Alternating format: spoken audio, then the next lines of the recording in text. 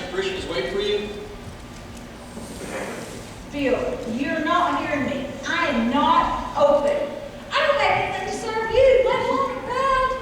Please, Rachel, help me out. I was expecting this choir group to do a Christmas Eve service at the church. They called me when the bus broke down. I came out to meet them, and then we all got called. Phil, I have nothing to serve them. I just want to go home. Please, Rachel, I'll make it up to you. Even coffee would be great. They were sitting without heat for an hour. Look, Rachel, new menu items. It's about time you changed the special with the house. You know, in some countries, sheep are so highly valued that they actually sit at the dinner table with their families. See if I can get some midnight mass on TV. Watch it, or I will make you a new menu item. What is going on in here? Calm down, Russ. They just came in and were cold. Calm down. I leave for a minute and come back to the Ringling Brothers Christmas. I don't like this any better than you do. Let's try and work that out. I will make it up. I promise. I ain't gonna do that, Mother. No, I've been living with, I'll promise, far too long now. As soon as the snow lifts up, I am out of here. Get your stage crew. 40 all that month, roll up here. Hey, at least can we get the menagerie out of here? Sorry, I'll take him out. Russ, what took you so long? Well, you got a call come in on the radio while I was in your car. And a nice, long chat with your shift supervisor. You did what? No, just kidding. No, it was snowing really hard outside. The drift's really deep. So it was really hard to walk through all that, and I'm soaking wet. Russ, you have an old coat up on, right? Just go change and get dried off. All right, thank you, Mother. I will.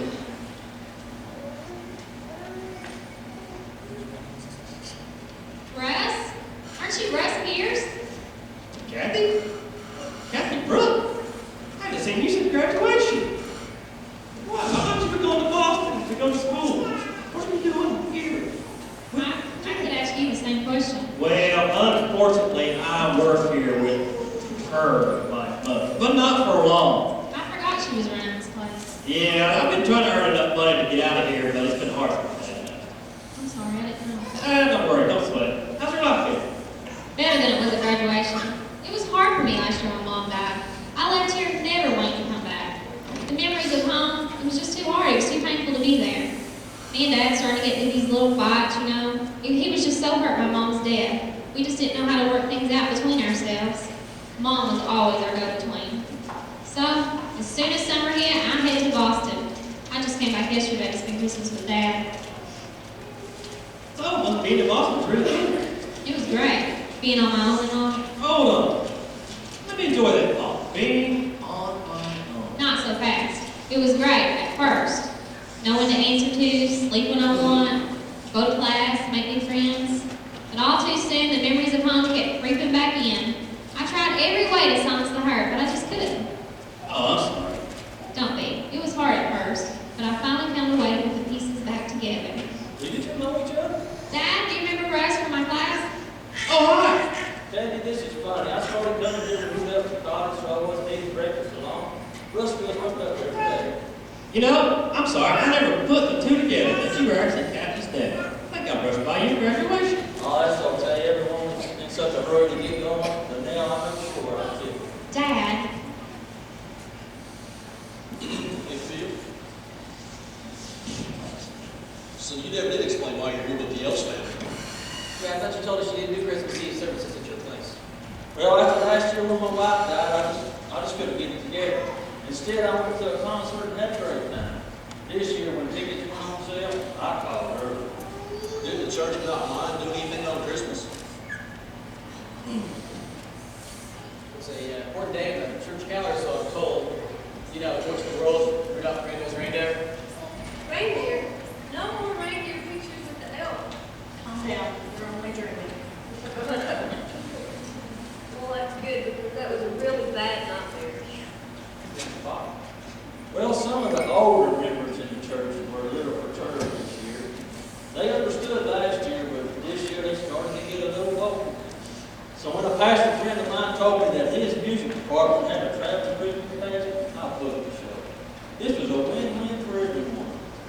sizable contribution to their music program. I would get to go to the concert, and the old people in my church who need to see and hear the old-time Christmas fable could be satisfied. You see, everything would have been fine. Fable? What do you mean, fable? You know, a baby being born to a virgin, given birth in a stable. Angels ringing the heavens with their voices, with all the new scholarship that's available today. It's time as rational people we release ourselves from the image and myths of Christmas with which we grew up. You know, Phil's got a point.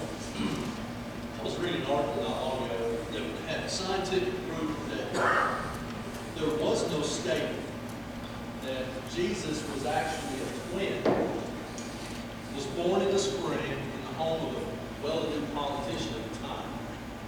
Tim, you promised to start reading just the headlines in the checkout counter and to get out more.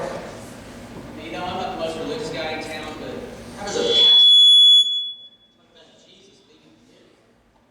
Okay, let me try to explain. Historically, we know there was a man. Factually, he lived, he taught, he died. Any more than that, it's just a creation of well-meaning theologians trying to offer hope to people. But as the times change, the story needs to change to fit the needs of this day. Well, I don't know about any well-meaning theologians, but this is still a great holiday. Hey, who's in charge of this group? I am. So you guys just like dressing up, or can you really sing? Let's have some Christmas music. I think we can pull something together. Hey, why don't you send an exclusive Christmas program to the past? Why don't you join us? Step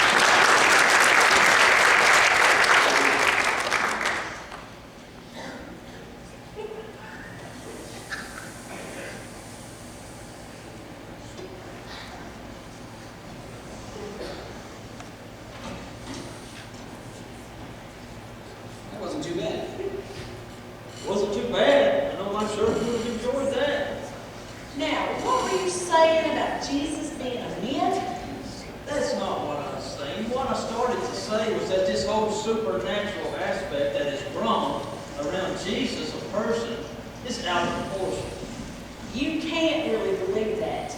Every story I ever heard in Sunday school always talked about how Jesus was God's son. Yes, we're all God's children. Jesus was a great teacher, inspired, yes, but divine, that's debatable. Dad? Just a minute. You see, the world of Christ was so hostile, so barbaric, that when anyone came and promised peace, people followed blindly. When Christ died, the dream ended. A new myth, the resurrection, was begun to keep the hope and dream alive. But as we know when we grow up, we must do away with myths in order to deal with today's realities. Like the myth we get all in Publishers Clearinghouse? Or the myth that we'll all live happily ever after. I still like the overall county's talks on Christmas. Animals, where? Calm down. Or the myth that doctors can do anything. There comes a point in our life when we need to realize that it is only what you do that is important. We can learn from the example of others, but your life is what you make it without any outside help, and it doesn't always end well. Those are pretty bleak words coming from you, Phil. As I watched Jan suffer through cancer, I prayed and cried and asked God for healing and for help. And when none came, and after her death, I decided I couldn't preach to my congregation about a God I believe just didn't care. Instead, we just talked about the great moral lessons of the Bible, what we can learn, and how we can make our lives better in the process. Dad, Okay. remember when I left for school, you told me to be prepared for new ideas and expand my thinking? Yes, I do. Well, I did that. When I left for school, I jumped all you taught me about God and Jesus. I decided to start to look into a world of new ideas. You know, I wanted to grow. So I listened to my professors. I sit in discussion groups. I talked with people on my floor all night. You wouldn't believe how many different ideas people had about life. But it really didn't matter because it all went down to the same thing. Life is what you make it, so live any way you want. That still didn't help me understand why Mom had to die the way she did. One day I was walking into the cafeteria, and there was a girl sitting at a table, and she was holding a sign that said, "Ask me about God." I was ready to nail her to the wall. I ranted about a God who ignored pain, who didn't care about people. I went on and on and on until I ran out of things to say. And that girl Heather just smiled and asked me to stay around for a cup of coffee. And I did. And I dumped everything on her, a perfect stranger. She just listened, and she offered to get together the next day. That began a friendship for us. We began to meet, and we would read the Bible. And yeah, at first I didn't want to read, but that all changed because we began to read the Bible as truth. We began to talk about how you can't pick and choose what you decide to be true because otherwise it all falls apart. What do you mean?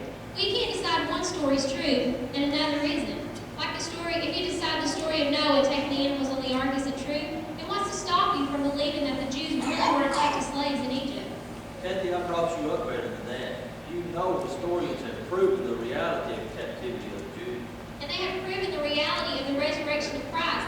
If you're willing to believe that Jesus really could be resurrected from the dead, and if you can believe that, then why can't you believe that he could be born on Christmas Eve, just as the Bible says? Come on, Kathy. That was your mother's Bible. I know, it was something that was very important to her, so I took it with me. And as Heather and I kept meeting, we would read the Bible, I began to see the Bible not just as a book of disputed facts, but as a story in which God keeps reaching out and showing that he cares for us.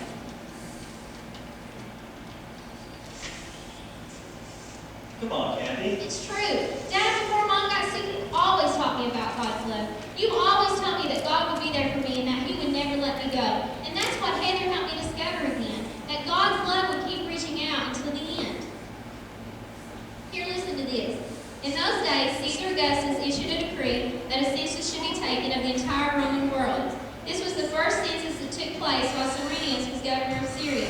And everyone went to his own town to register. So Joseph also went up from the town of Nazareth in Galilee to Judea to Bethlehem, the town of David, because he belonged to the house and line of David. He went there to register with Mary, who pledged to be married to him, and was expecting a child. While they were there, the time came for the baby to be born, and she gave birth to her firstborn, a son. She wrapped him in cloth and placed him in a manger, because there was no room for them in the inn. And there were shepherds living out in the fields nearby, keeping watch over their flocks at night. An angel of the Lord appeared to them, and the glory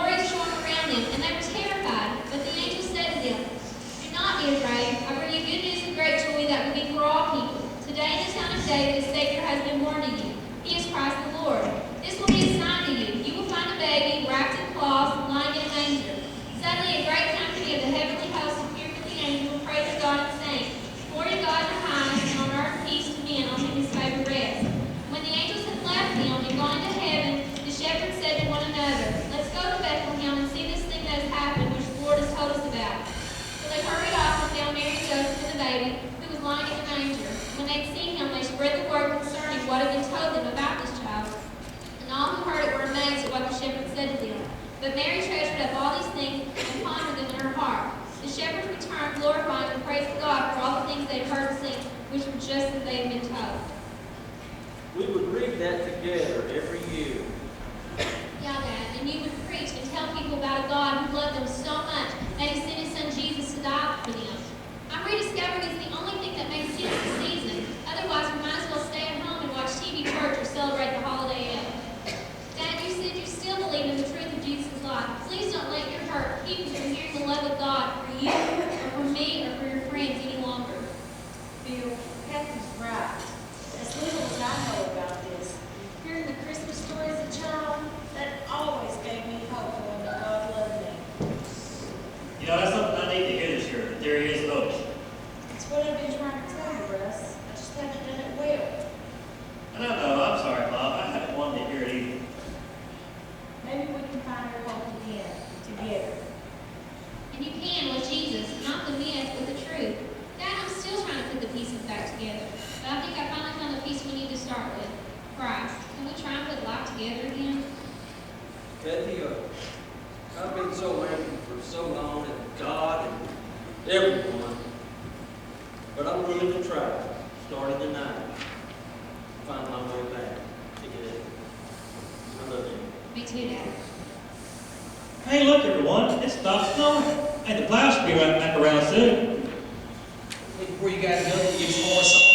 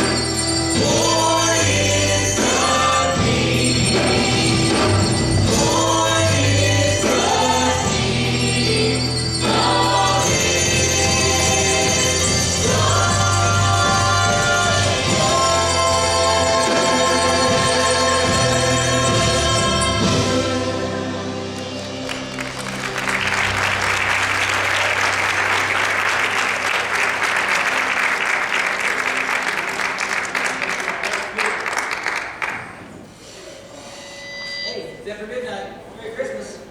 Guess I missed midnight mass. Not really. It's a little known fact that the Earth has actually slowed down in its orbit. Right now, we're about 23 minutes ahead of the real time, and I bet if you turn to cable channel 597, you'll find a bootleg broadcast of a good Christmas church service in the real time. You just never get that to you. Chris, I'm sorry you missed your party. That's okay. I better get a good for vacation. Deal. Would you of us like to come home tonight for Christmas dinner? So at least we can do it every time. Sure, I can sleep late next Christmas. Merry Christmas, everyone. Wake up, Bill, it's time to go. No more animals? Not till next Christmas. You know, I'm glad the alarm went off. I wouldn't want to miss this Christmas Eve for all the world.